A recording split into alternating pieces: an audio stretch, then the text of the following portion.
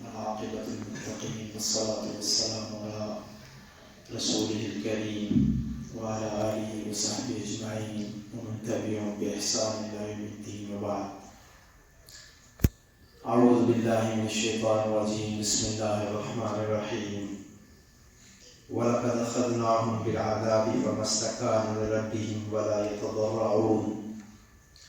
اللهم صل على محمد وعلى آل محمد كما صليت على إبراهيم وعلى آل إبراهيم إنك حميد مجيد. اللهم بارك على محمد وعلى آل محمد كما باركت على إبراهيم وعلى آل إبراهيم إنك حميد مجيد. اللهم إنك عفو تحب العفو فاعف عنا. اللهم إنك عفو تحب العفو فاعف عنا. اللهم إنك عفو تحب العفو فاعف عنا یا سمیع الدعا. محترم بھائیوں، اساتذہ کی موجودگی میں میرا گفتگو کرنا اور خصوصاً اس اہم وقت کے اندر رب تعالیٰ سے دعا گو ہوں کہ اللہ تعالیٰ جو بھی گفتگو ہو وہ نفع بخش ہو اور ہم سب کے لیے صدقہ جاریہ ہو. کچھ دن پہلے ایک مضمون پر کچھ پڑھ رہا تھا اور مضمون تھا دعا.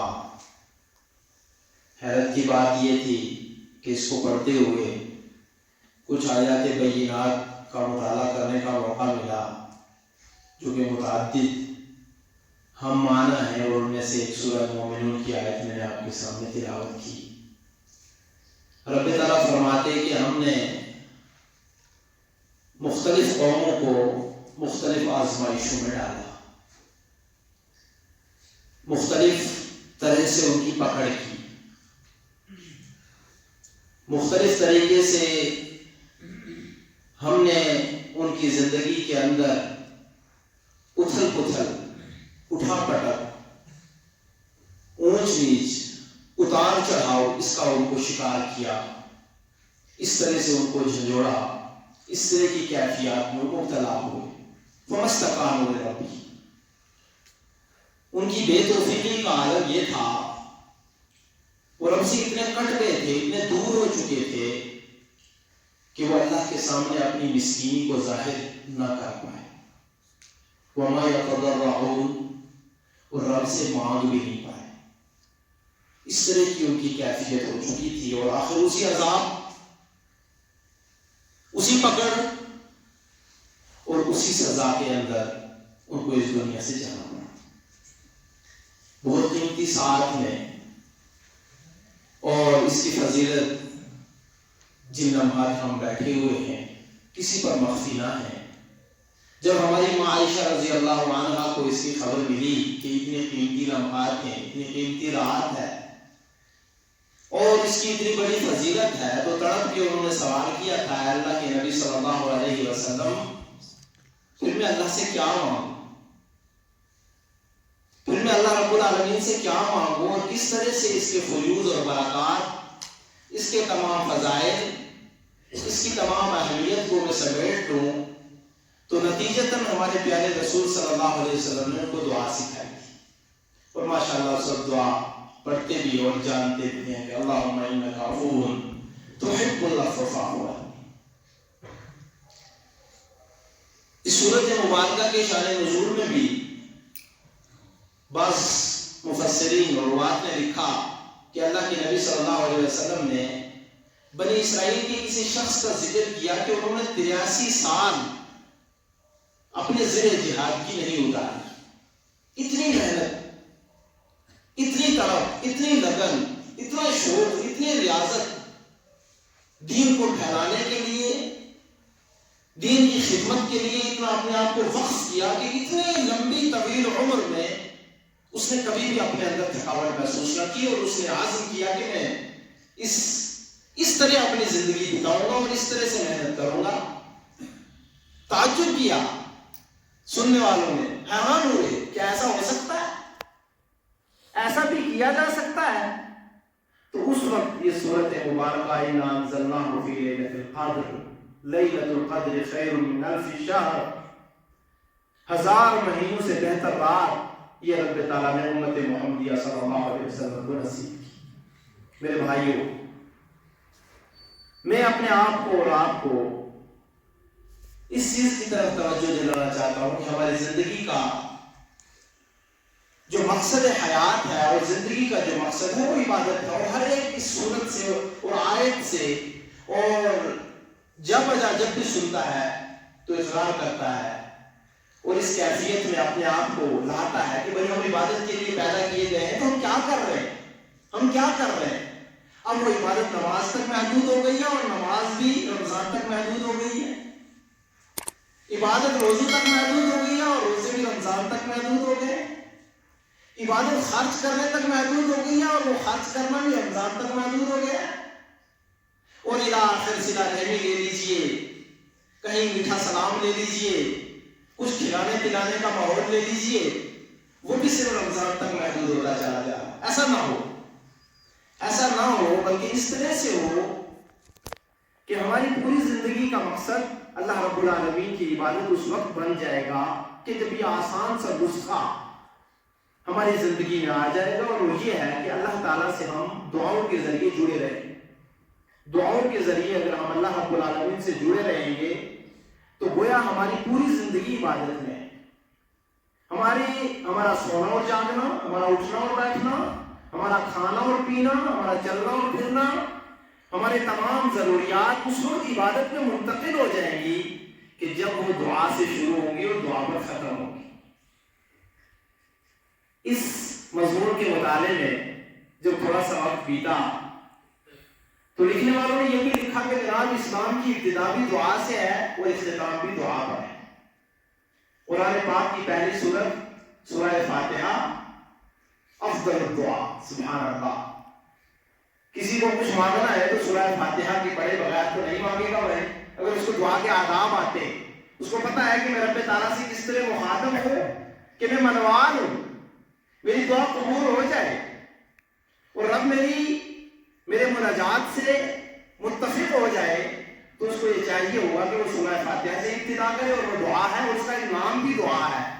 اور پیارے رسول صلی اللہ علیہ وسلم نے حدیث قدسی میں اس طرح سے بھی کہ اللہ رب العالمین خود فرماتے ہیں کہ قسمت الصلاۃ بینی و بین عبدی، یہ دعا تو میں نے بانٹی ہے، سورت کو تو میں نے بانٹ کے رکھا ہے اپنے اور اپنے بندے کے درمیان۔ کچھ وہ میری باتیں کرتا ہے، میرا اعتراف کرتا ہے، اور کچھ اس کی ضرورتیں ہوتی ہیں وہ رکھتا ہے تو میں اس کی مان لیتا ہوں۔ سبحان اللہ۔ اور پھر سورہ ناس پر ختم ہوتی ہے، اور سورہ ناس کی بہت بڑی دعا ہے جس کے فضائل سے، جس کی اہمیت سے اور جس کے وظیفے سے کوئی مسلمان خالی نہیں ہو سکتا، وہ نہ ہونا چاہیے۔ بہت بڑی دعا ہے۔ بچہ پیدا ہوتا ہے، ہماری زندگی کا آغاز ہوتا ہے تو دعا کے ذریعے ہوتا ہے، اور جب وفات ہوتی ہے اور جنازے پہ لوگ لے کر کھڑے ہوتے ہیں ایک دوسرے کو، وہاں پر بھی جو ہے دعا ہے۔ زندگی کا کوئی مرحلہ، کسی بھی شعبے کو آپ لے لیجئے اور اس کو لا کر مثال رکھیے اپنے سامنے، کیا آپ اور ہم اس چیز سے انکار ہو سکیں گے کہ اس میں دعا نہیں ہے؟ ہرگز نہیں۔ کھانا ہو، لباس ہو، اپنے اہل و عیال میں جانا ہو، اپنے لباس اتارنا ہو، واش روم جانا ہو، واش روم سے نکلنا ہو، چھوٹی سی حاجات ہو یا بڑی سی حاجات ہو، تمام کی تمام دعاؤں سے جڑی ہوئی ہے۔ اور یہ سبق دیتا ہے ہمارا دین، اور یہ دعاؤں کا جو پورا کا پورا ایک باب ہے کہ یہ عقیدے کو مضبوط کرتا ہے۔ اگر بندے کی زندگی میں دعا ہے، وہ پھر غیر اللہ کے سامنے نہیں جھکے گا، وہ کبھی بزدل نہیں ہوگا، توکل اس کی زندگی میں ہوگا۔ اس کو پتا ہوگا کہ چھوٹی سی دعا حسب اللہ و نعم الوکیل نے ابلتی آگ، گرم آگ اور شعلے دار آگ اس کو ٹھنڈا کر دیا تھا۔ اس کو یہ پتا ہے کہ جو اس کی اہمیت کو جانتا ہے کہ سمندروں کی تہ میں اور مچھلی کے پیٹ سے نکالنے والا نسخہ لا الہ الا انت سبحانک انی کنت من الظالمین، سبحان اللہ، وہ دعا ہی تھا۔ گویا جب دعا زندگی میں آ جائے گی تو بزدلی ختم ہو جائے گی، اللہ سے تعلق مضبوط ہو جائے گا، غیر اللہ کے سامنے کبھی انسان جھکے گا نہیں اور اپنے مشن میں کبھی رکے گا بھی نہیں، کبھی رکے گا نہیں۔ اس طرح کی کیفیات جو بندہ مومن کی پیدا ہوں گی تو آپ تاریخ کا مطالعہ کریں گے، وہ لوگ جو بہادر تھے نا، وہ لوگ جو دن کو اور رات کو محنتوں میں لگے ہوئے ہوا کرتے تھے، کس طرح سے انہوں نے دین کو پہنچایا، کس طرح وہ باطل کے سامنے کھڑے رہے، کس طرح وہ بھوکے اور پیاسے رہ کر بھی اللہ رب العالمین کے پیغام کو پہنچاتے رہے، تو معلوم یہ ہوتا ہے کہ ان کی زندگی میں جو دعائیں تھیں انہوں نے اللہ رب العالمین کے ساتھ ان کا رشتہ مضبوط کیا ہوا تھا۔ ان کو یقین تھا کہ اگر ابھی اللہ نے بھوکا رکھا ہوا ہے تو کھلائے گا بھی وہی، اگر مغلوب ہے تو غالب بھی وہی کرے گا، اگر ابھی غریب ہے تو مالدار بھی وہی کرے گا، اگر بیمار ہے تو شفا بھی وہی دے گا، اگر تنگی میں ہے تو کشادگی بھی وہی دے گا۔ تو اس طرح کی تمام جو تاریخی باتیں ہیں ان کے پیچھے ایک بڑا جو مضمون ہے، بڑی جو بات ہے، وہ دعا ہے۔ اسباب کے ساتھ میرے بھائیوں، دعا ہماری زندگی میں اگر آ جائے تو یقین جانیں کہ ہر خیر پھر ہماری زندگی میں اللہ کے فضل و کرم کے بعد ہمارے قدموں میں، ہماری زندگی میں اور دنیا اور آخرت دونوں کے سنوارنے میں لگاتار رہے گی۔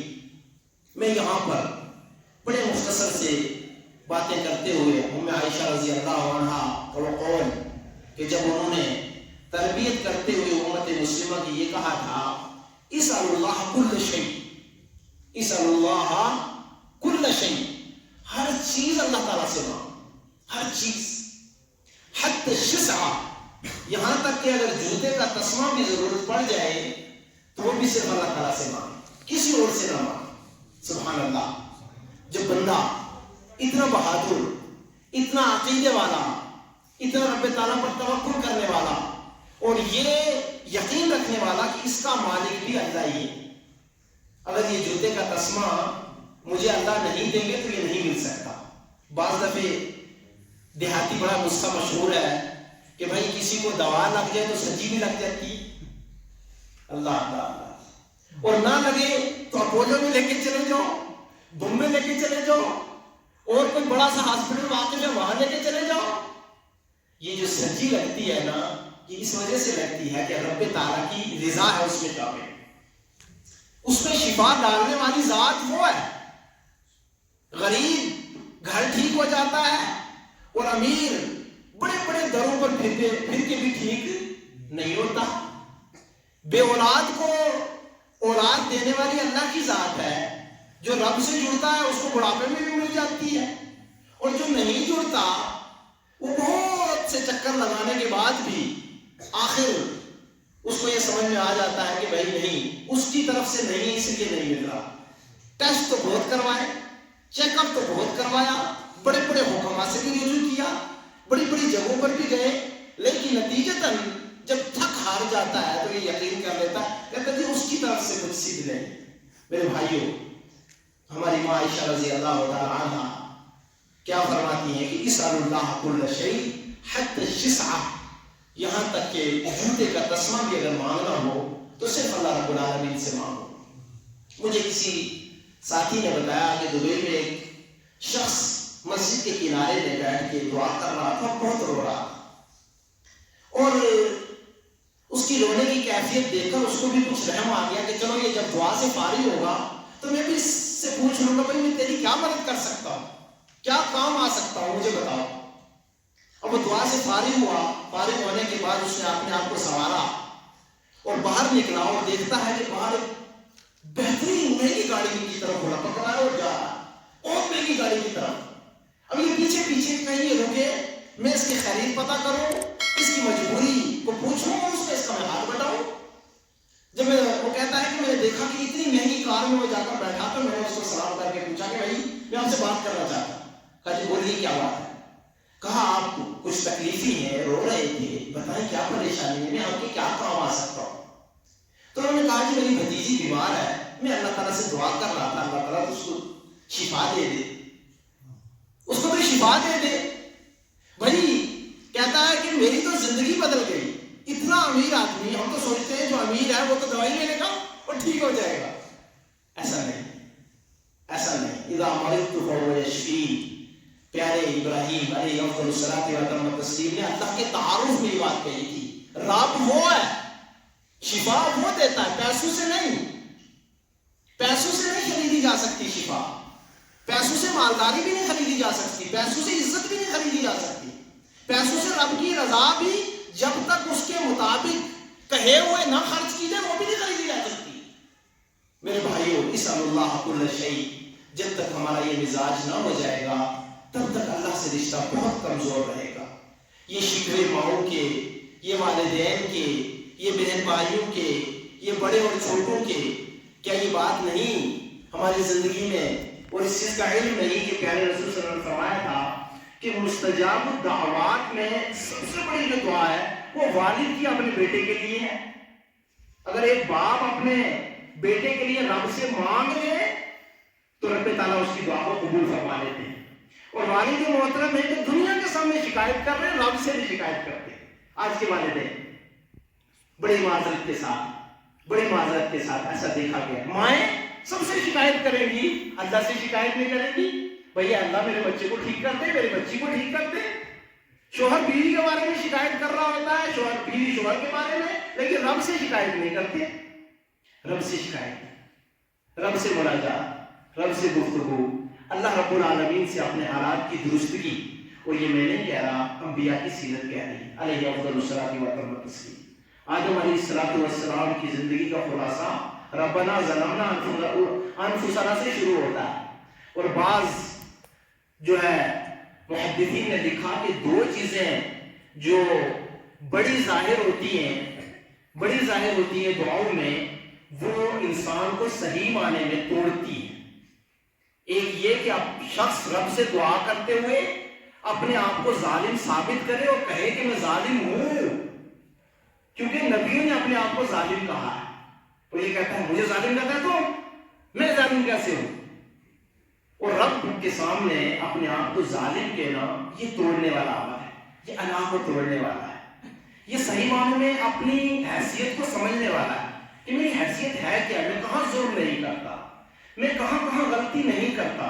اپنی ذات سے، جی ہاں اپنی ذات سے، اپنے گھر والوں سے، اپنے رشتہ داروں سے، اپنے پڑوسیوں کے حق میں، اپنے لین دین کے معاملات میں، اپنے اخلاق میں، اپنی زبان میں کہاں میں ظلم نہیں کرتا. ربنا ظلمنا انفسنا.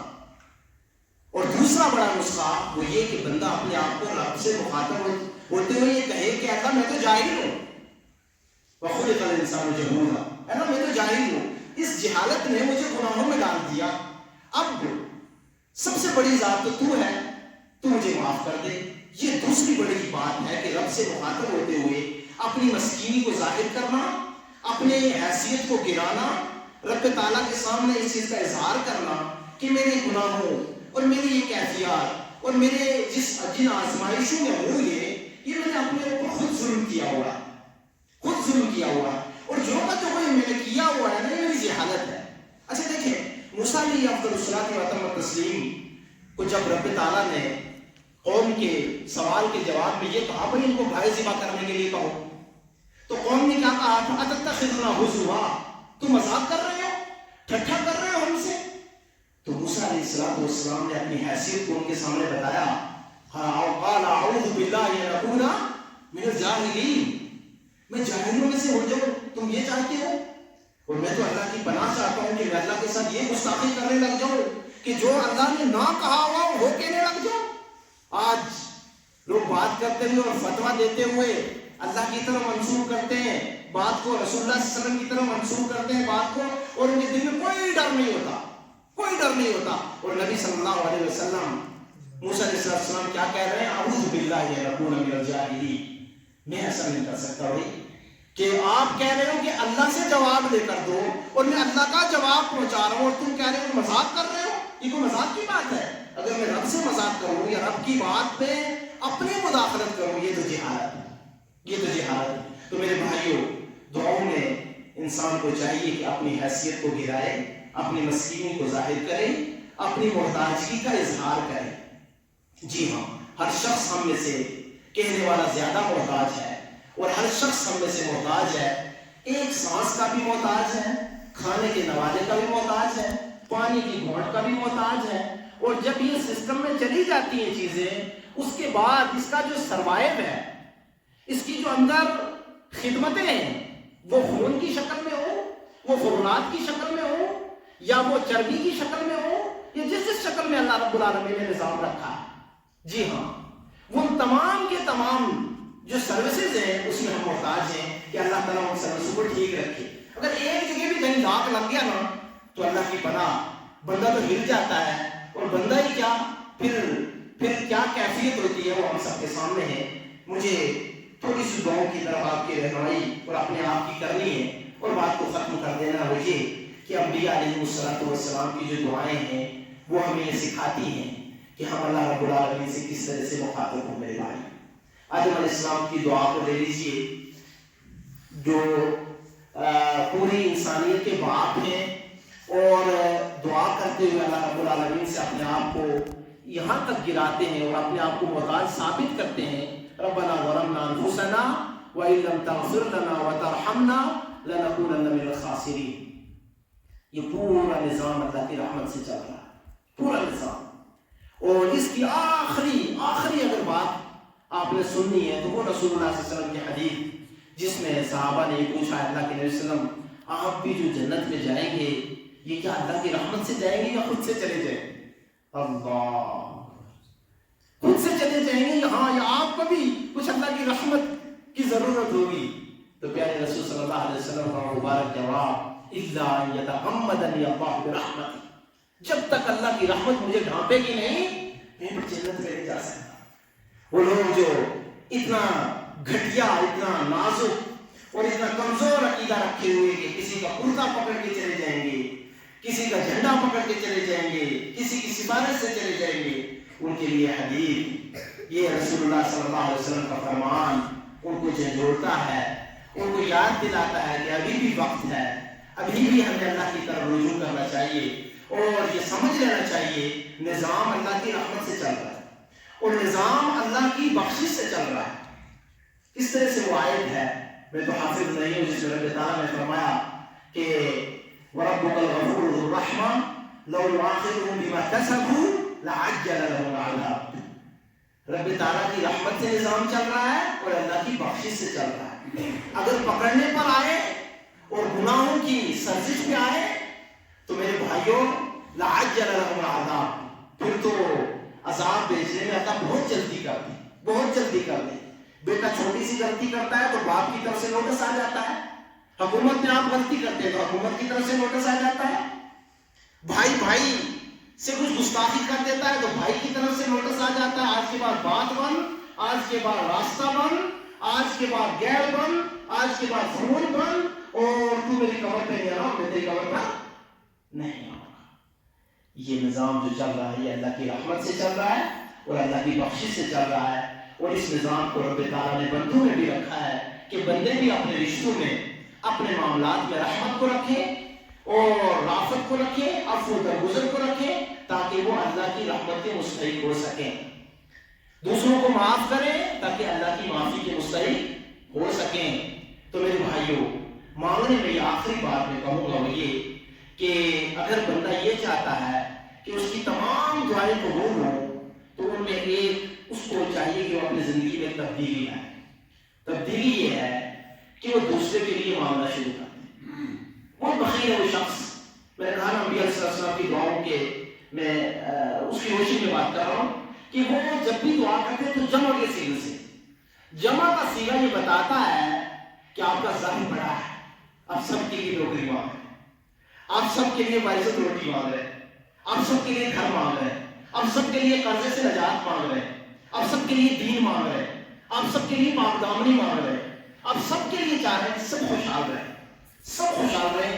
یہ انبیاء علیہ السلام کی دعاؤں کے اندر جو جمع کے سیغے یہ بتاتے ہیں کہ ہمیں دعائیں کرتے ہوئے اپنا ضرب بڑا رکھنا چاہیے. وہ دیکھو نا, وہ صحابی نبی صلی اللہ علیہ وسلم کے پاس آ کر کہہ رہے تھے اللہم اغفر لی واغفر محمدا ولا ترحم علی احد, اللہ مجھے میرے اوپر رحم کر اور محمد پر رحم کر صلی اللہ علیہ وسلم, اور کسی پر نہ کر. تو نبی صلی اللہ علیہ وسلم کتنا ڈانٹا تھا, کیسے چہرہ مبارک سرخ ہو گیا تھا, اور کہا ہے بندے کیا دعا کیا تم نے, میں اور آپ کو آمین آمین آمین. کہا کیا دعا کیا تم نے؟ کس طرح مانگ رہا ہے؟ کس طرح مانگ رہا ہے؟ بھائی اللہ تعالیٰ سب پر رحم کرے، سب پر رحم کرے. یہ رحمت مانگتے ہوئے سب کے لیے مانگے، اپنے قرضے سے نجات مانگتے ہوئے پیارے رسول صلی اللہ علیہ وسلم نے فرمایا تھا وہ دعا جو ظہر الغیب بھائی کی پیٹھ کے پیچھے اس کا درد محسوس کرتے ہوئے کی جاتی ہے نا، وہ قبول ہوتی ہے، قبول ہوتی ہے. اور فرشتے یہ کہتے ہیں وَلَكَ مِثْلَكَ وَلَكَ مِثْلَكَ، اللہ تیرا قرضہ لوٹا، تیری پریشانی بھی دور کر دے، تجھے بھی اللہ خوشحال کر دے، تیری بیماری کو بھی اللہ دور کر دے. تو میرے بھائیوں، دعاؤں کے اندر اگر آج ان قیمتی لمحات کے اندر ہم اس طرح سے بھی اللہ کو بنائیں، اس طرح بھی اللہ سے جڑیں اور ماحول میں دیکھیں کہ کس کو کیا ضرورت ہے. کسی کو رشتوں کی ضرورت ہے، اس کے لیے رشتے مانگیے. کسی کو گھر ضرورت ہے، اس کے لیے گھر مانگ لیجیے. الہی آج میں فلاں شخص کے لیے سفارشی بن کر تیرے در پر آیا ہوں، میں اپنے لیے اور اس بھائی کے لیے مغفرت مانگتا ہوں اور اس کی پریشانی کو تو دور کر دے. یہ میرا اور تیرا راز ہے. الہی میری سفارش کے حق میں قبول فرما لے. انبیاء علیہ السلام کی دعاؤں میں سے ایک اس طرح کی بھی جو ہے باتیں ملتی ہیں کہ وہ اس طرح سے بھی مانگا کرتے تھے. اور پیارے رسول صلی اللہ علیہ وسلم کے آخری جو کلمات اس دنیا سے جاتے ہوئے کہ اللہم امتی اللہم امتی، الہی میری امت، الہی میری امت، الہی میری امت. تو میرے بھائیوں، اس میں ایک بڑا درس اور بڑا سبق، بڑی تربیت یہ ہے کہ ہم جاتے جاتے بھی نا سب کے لیے مانگتے جائیں، سب کے لیے مانگتے جائیں، سب کے درد کو اپنے سینے میں رکھیں. اور ایک مرتبہ میں استاد محترم سے یہ بڑی دعا جو صحابی رسول صلی اللہ علیہ وسلم کو اللہ کے نبی صلی اللہ علیہ وسلم نے صحابی رسول کو رسول اللہ علیہ وسلم نے سکھائی تھی، جس کو جو ہے دعائے حاجہ بھی کہا جاتا ہے. اللہم انی عبدک وابن عبدک وابن امتک ناصیتی بیدک ماض فی حکمک عدل فی قضاؤک اسألک بکل اسم ولک سمیت بہ نفسک الی آخر هذا الدعاء. اس دعا کو پڑھیں، اس دعا کے معانی پر غور کریں. اور رسول اللہ صلی اللہ علیہ وسلم نے جو آخر میں صحابی سے کہا تھا کہ اگر تو اس طرح اللہ سے جڑے گا، اس دعا سے اللہ رب العالمین سے گفتگو کرے گا، تو تیری تنگی کو اللہ رب العالمین کشادگی میں، تیرے غم کو اللہ رب العالمین خوشی میں تبدیل کر دیں گے. یہی نہیں کہ دور کریں گے بلکہ تبدیل کر دیں گے. سبحان اللہ. تنگی کو کشادگی میں، غمی کو خوشی میں، بیماری کو شفا میں، اور جو بھی ضروریات ہیں ان ضروریات کو پوری کر کے اللہ رب العالمین اس کے لیے بہتری کے اسباب مہیا کر دیں گے.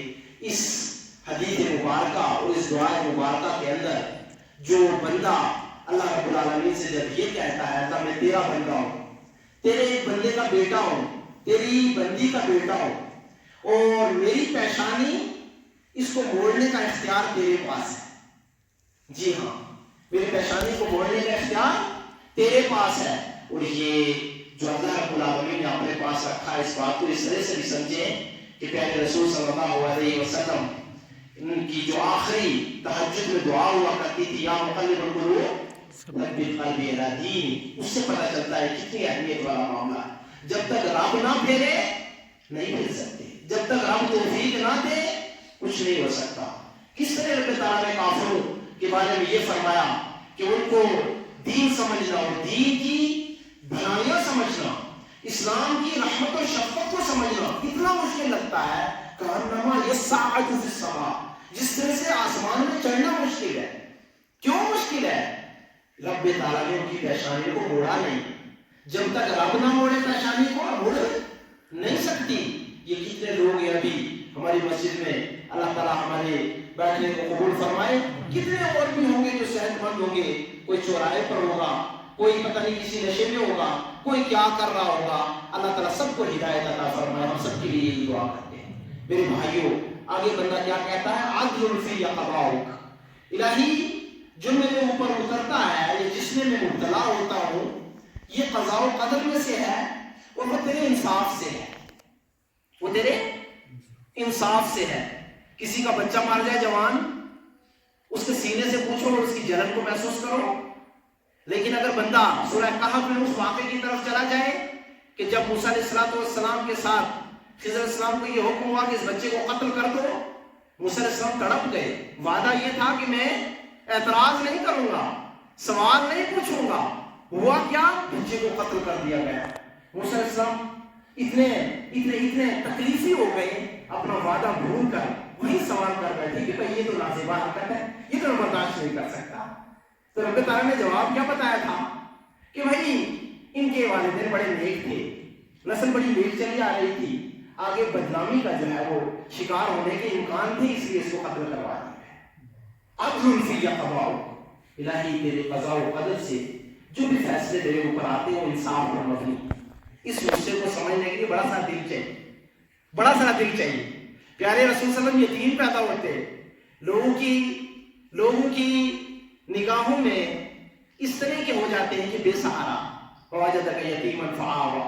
لوگوں کو کیا پتا یہ کس کی پناہ میں پل رہا ہے, سائے ان کے اوپر آ کر خود کھڑے ہوتے ہیں, سبحان اللہ, اور پردے خود رکھے جاتے ہیں, سبحان اللہ. اور الى آخر اس بات میں نہ جاتے ہوئے پھر وقت نے دیکھا کہ رحمت للعالمین کا مقام ملا. سبحان اللہ. عدل فی قضاء, الہی جو قضاء و قدر سے مجھ پر آتا ہے, نازل ہوتا ہے, وہ تیرے انصاف سے. وہ انصاف بڑا دیر میں کسی کو سمجھ میں آتا ہے اور کسی کو جلدی آ جاتا ہے. اللہم انک عفو تحب العفو فاعف عنا, اللہم انک عفو تحب العفو فاعف عنا. آخری بات میرے بھائیو یہ دعاؤں کے اندر مزید مضبوطی لانا اور دعائیں آسمان پہ جلدی چڑھیں. اسماء حسنہ کا وظیفہ اور اسماء حسنہ کا ترجمہ اور معانی اس پر اچھے طرح سے غور کریں. رب تعالیٰ رحمان و رحیم, غفور و ودود, کسی کی محبت کے ہم بہت محتاج ہوتے ہیں, ترس جاتے ہیں کوئی ہم سے محبت کرے. اور یقین جانے جب سب سے پہلے مجھے کسی نے, استاد جی نے جب اللہ کے ودود نام کا ترجمہ بتایا تھا تو اس کے بعد سے میرا دل بڑا سکون ہے کہ سب سے زیادہ محبت کرنے والی ذات اللہ کی, ود, محبت کرنے والا. کبھی بندہ سوچتا ہے بھائی پتہ نہیں بیوی کی محبت کم ہو گئی ہے, پتہ نہیں ماں کی محبت کم ہو گئی ہے, دوسرے سے زیادہ پیار کرنے لگے ہیں, والد ذرا دوسرے بچے سے زیادہ پیار کرتے ہیں, اس کو گوشے دیتے ہیں, اس کی نام پر پراپرٹی بھی کوئی متعین کر رہے ہیں, مجھ سے نہیں کر رہے. سب سے بڑی محبت کس کی ہونی چاہیے؟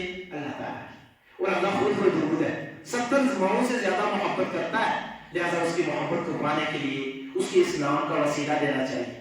اللہ سے بخشش طلب کرتے ہوئے اس کے غفار و غفور کا وسیلہ دینا چاہیے. اور سمجھنا چاہیے اتنا بڑا بخشنے والا ہے, اتنا بڑا بخشنے والا کہ 100 قاتل کو بھی بخش دیتا ہے. 100 قاتل کو بھی, 100 قتل کرنے والا جو قاتل ہوتا ہے 100 آدمی کو, اس کو بھی بخش دیتا ہے. اور پھر یہاں تک کہہ دیتا ہے کہ اے میرے بندے, اگر تو رواتیتنی بقراب الارض خطایا ثم لقیتنی لا تشرک بی شیئا لاتیتک بقرابها مغفرہ ولا ابالي. اس دنیا کی مٹی بھر تو گناہ لے کر آ جائے اور مجھ سے ملاقات کرے اور اس میں شرک نہ ہو تو اتنی مغفرت لے کر آ جاؤں گا, بلا ابالي. مجھے کو پوچھنے والا نہیں, مجھے کو منع کرنے والا نہیں, مجھے کو پکڑنے والا نہیں, مجھے اعتراض کرنے والا میرے سامنے کوئی نہیں. اتنا بڑا بخشنے والا. اور بندہ بخشش طلب کرتے ہوئے پھر معانی اور اسماء و حسنہ کا مطالعہ کر لے, پھر وہ دینے والا کتنا بڑا ہے. دینے والے کا نام ہے الوہاب. وہ ہماری چھوٹی سوچوں پر نہیں دیتا, وہ اپنے شایان شان دیتا ہے اور اپنے خزانوں کے مطابق دیتا ہے. اس کو مثال یہ سمجھ لیجئے کہ سلیمان علیہ السلام نے جب یہ دیکھا دنیا کو اور ایک چھوٹا سا منظر ان کے سامنے آیا تو منظر کو دیکھتے ہی سلیمان علیہ السلام نے اللہ سے طلب کی, دعا کی, رب هب لي ملکا لا ينبغي لأحد من بعدي إنك أنت الوهاب. میں سمجھ چکا ہوں کہ تو وہاب ہے, ایسی بادشاہت دے دے قیامت تک کسی کو نہ ہو, پوری دنیا کو بادشاہت دے. تو رب تعالیٰ نے ہوا بھی دے دی, ہوا پر بھی بادشاہت دے دی, اللہ پرندوں پہ بھی دے دی, جنوں پر بھی دے دی, اور کہاں نہیں دے دی, سب پر بادشاہت دے دی. کیونکہ وہ سمجھ چکے تھے وہاب ذات کیا ہے اور وہ کتنی دے سکتی ہے. جو کسی نوکری دے دے, ایک ہی بچہ دے دے, ایک ہی دکان دے دے, تھوڑا سا بس کل کا راشن دے دے, 100 روپیہ دے دے, نہیں. الوہاب آخری اس کا دیتے ہوئے میرے بھائی دعا کرتے ہوئے اللہ کے اسماء الحسنہ کا مطالعہ کر لیں, ان کو اللہ کو پکارتے ہوئے جو ضرورت ہے اس ضرورت کے مطابق اس کے ناموں سے اللہ سے مخاطب ہوں. وہ ستار ہے, لوگ پردے نہیں رکھتے, اللہ پردے رکھتا ہے. اور وہ یہی نہیں, قیامت کے دن بھی کس طرح پردے رکھے گا کہ ایک چادر میں معاملہ کرے گا مومن کے ساتھ, ایک چادر میں. سبحان اللہ. علماء پوچھے گا یہ باتیں ہوئی, یہ غلطیاں کی, یہ گناہ ہوئے, اس طرح کی کیفیات رہی, بندہ کہے گا یہ سب کچھ ہوا مجھ سے. تو پھر رب تعالیٰ کی رحمت دیکھو اور اس کا کرم دیکھو, اس کے ستار کی انتہا دیکھو کہ وہ فرمائیں گے سترتک فی الدنیا وسأسترک اليوم. دنیا میں بھی تیرے پردے رکھے, آج ہی میں تیرے پردے میں رکھوں گا. اللہ میرے آپ کے پردے رکھے, ہمارے بال بچوں کے, پوری امت مسلمہ کی. اللہ مجھے بھی بخشے, آپ کو بھی, ہمارے گھر والوں کو بھی, پوری امت مسلمہ کو اللہ بخش دے. اللہ ہم سب کے معاملات کو آسان کر دے, بیماروں کو شفاء کل عاجل عطا کر دے. کچھ لوگ بہت بیمار ہیں, دعاؤں کے لیے کہتے رہتے ہیں. اللہ تعالیٰ کے سامنے ہم سب ان کے حق میں سفارش کرتے ہیں, الہی تو ہی شفا دینے والی ذات و شافی ہے, تمام بیماروں کو شفاء کل عاجل عطا کر دے. جو تنگ دست ہے الہی کشادگی عطا کر دے, قرضوں کو خانہ غیب سے ادا کرنے کے حلال وسائل مہیا کر دے. بچوں کو اور بچیوں کو اللہ ہدایت عطا کر دے. الہی جو حیا کی بڑی دولت ہے وہ ہمیں نصیب کر, ایمان کی بڑی دولت ہے اللہ وہ نصیب کر, حلال بڑی دولت ہے الہی وہ نصیب کر. مولا کریم تیری رحمت اور بخشش بڑی دولت ہے وہ نصیب کر. رب تعالیٰ جب تک ہمیں دنیا میں رکھے, توحید کی اور سنت کی جو ہے بڑی نعمتوں میں رکھے, جب خاتمہ ہو ہمارا تو ایمان پر ہو, لا الہ الا محمد رسول اللہ کا نصیب کرے. جو دنیا سے ہمارے لواحقین جا چکے, اللہ جنت الفردوس کا اعلیٰ مقام عطا فرمائے. ہمیں اللہ تعالیٰ ہدایت میں رکھے, ان کے لیے صدقہ جاریہ بنائے. مولا کریم جہاں بھی مسلمان پریشان حال ہیں سب کی پریشانی کو دور فرما, سب کے حالات پر رحم فرما. ہمیں تو اپنے نیک بندوں میں شمار فرما. جو لیلۃ القدر کے فیوز برکات ہیں اللہ ہمیں بار بار نصیب کر, اور اس رمضان میں بھی ہمیں عطا کر دے. تو رحمان و رحیم ہے, اور تیری رحمت کا وسیلہ دے کر ہم اس نعمت کو مانگتے ہیں کہ الہی لیلۃ القدر ہمیں عطا فرما دے, ہمیں نصیب کر دے, ہمارے آل اولاد کو اور پوری امت مسلمہ کو. آمین. اقول ما تسمعون وصلی اللہ علی النبی الکریم. سبحانک اللہم بحمدک اشہد ان لا الہ الا انت استغفرک واتوب الیک. السلام علیکم ورحمۃ اللہ وبرکاتہ.